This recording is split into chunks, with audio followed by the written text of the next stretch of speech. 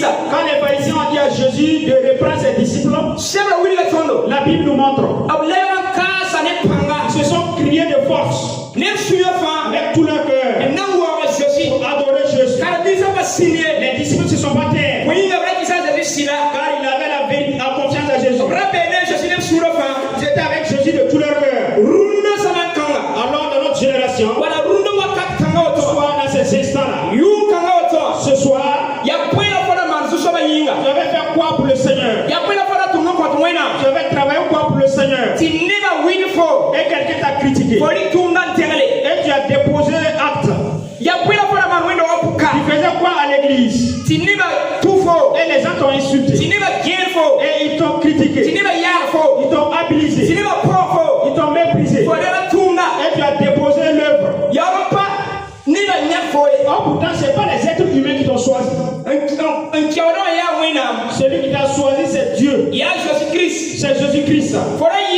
Toi qui chantais, tu priais, tu jeûnais, tu étais dans l'intercession, tu prêchais la parole de Dieu, tu étais dans la chorale.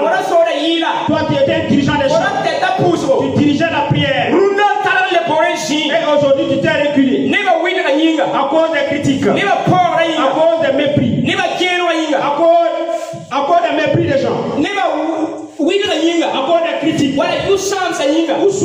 ou soit de l'abomination, et à cause de l'accusation.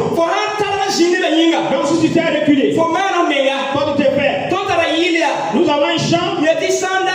Il dit que si tu le veux, Jésus règne. Si tu ne le veux pas, Jésus règne. Il y a une phrase Qui est énervé? Qui s'est énervé? Et il n'est pas à la chorale. Qui est énervé? Et il ne prêche plus. Qui est énervé? Et il dit dirige pas le chant. Qui s'est énervé? Et il dit dirige plus. Toi tu t'es fait. L'œuvre de Dieu s'avance. Alléluia. Amen. L'œuvre du Seigneur avance. Qui a décidé?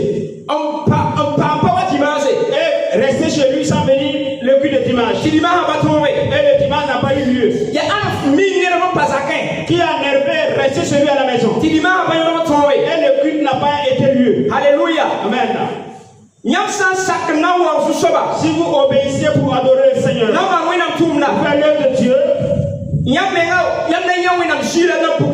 vous allez voir la gloire de Dieu parue en vous. Et vous aurez des récompenses et la paix du cœur. Mais si tu décides de reculer, comme les gens te disent de taire, toi tu t'es fait du mal. Alléluia. Maintenant, j'ai bien dit, sois un vrai adorateur de Dieu. Pour adorer Dieu dans la vérité et avec le Saint-Esprit. On ne va pas prendre du temps. Nous allons arrêter et avancer dans la prière. Alléluia. Amen. C'est moi et vous. Nous sommes des adorateurs de Dieu. Tout ce que Dieu fait en moi et à toi,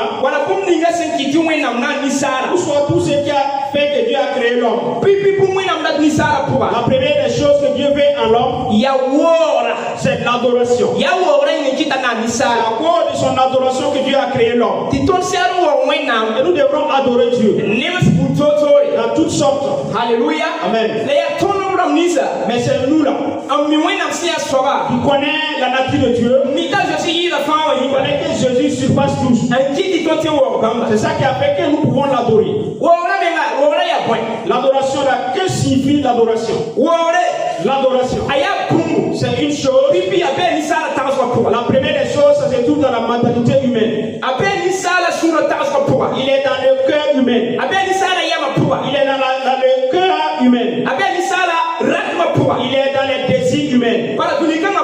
Donc dans ce monde, si c'est à nous, nous croyons le Seigneur d'Israël. Comme Somme chapitre 20 verset 7 nous a dit. Il dit d'autres sont appuyés sur des chevaliers et des chars.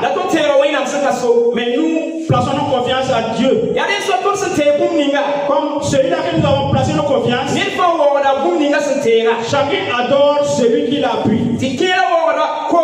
D'autres adorent de l'eau, d'autres adorent des montagnes, d'autres adorent des citadins. donne. D'autres adorent le soleil.